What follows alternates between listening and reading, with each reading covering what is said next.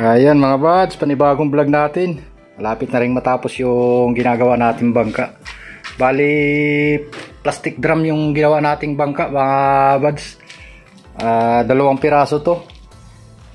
Ito, hinati ko yung dalawang drum. Tapos, nagtagpi-tagpi ko. Ayan. Nilagyan ko ng mga tornilyo.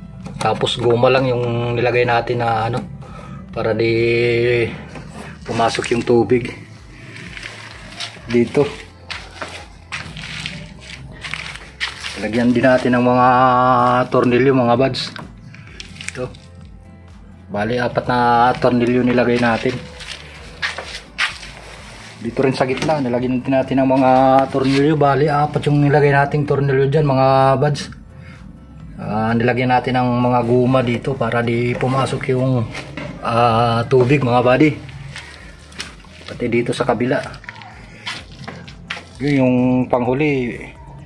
Bali pinatulis natin mga buds.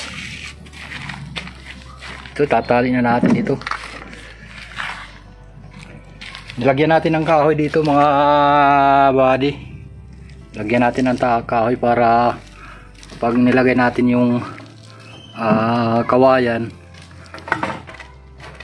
pantay sa tubig dun sa bangka na ginawa natin. Ito, lagyan natin ng ano, tali dito natin lalagay yung yung katig natin kung tawagin mga buddy. Ito.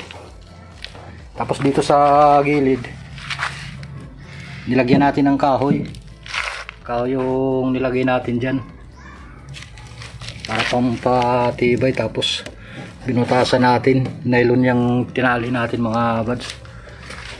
Ito tatali din natin ito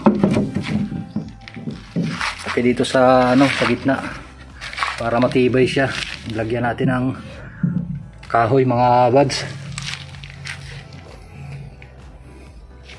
Malapit na rin matapos mga buds, pang ano na lang, tali na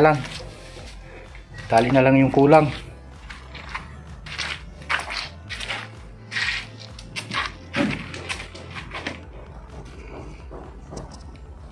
Ito na yung finished product natin mga buds, yung bangka natin na ginawa. Okay, maganda yung ano nya, litaw nya.